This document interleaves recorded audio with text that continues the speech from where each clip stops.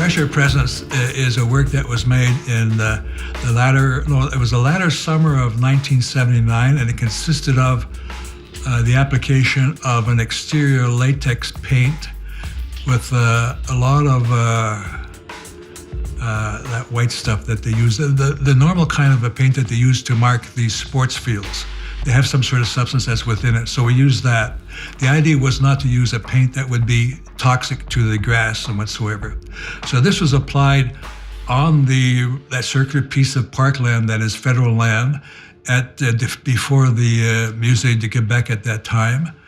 The size of that was roughly about 450 yards. Very mammoth. It went from one side to the other side. Each line had a space of basically 20 feet or so between each. This was helped by the director of the Chambre Blanche of Quebec City. It was an alternative artist-run gallery at that time. She managed to get a permission from the federal government for us to make this land piece.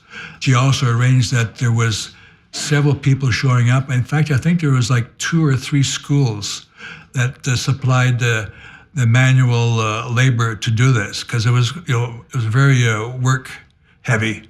It took us basically 2 weeks to make it. So we applied it over the 2 weeks. And basically what it consists of is a series of concentric circles with alternating at parts of spirals. So you start off with a spiral, and then it becomes concentric circles, and it goes back to a spiral kind of imagery. This is a place where there was that famous battle of the 1750s, where the French of France decided to abandon the Quebecers to their own fate. But what I'm trying to show here is that on this place, there's still the presence of this culture and this language, which continues on and on. And this is something like a bubbling up or a rebondissement of this culture. What they're going to see is a lie. It's not the real thing. What you have there is a documentation of an activity and experience which took place 37 years ago.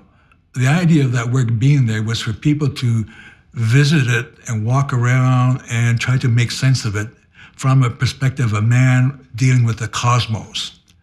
You don't have that anymore, because I have sort of collapsed the whole thing from a 3-dimensional experiential thing of the past into a 2-dimensional flat plane of a photo. So that is a lie. And I hope they think that way, and sort of hopefully they're thinking, hey, I wish I was around when that was done.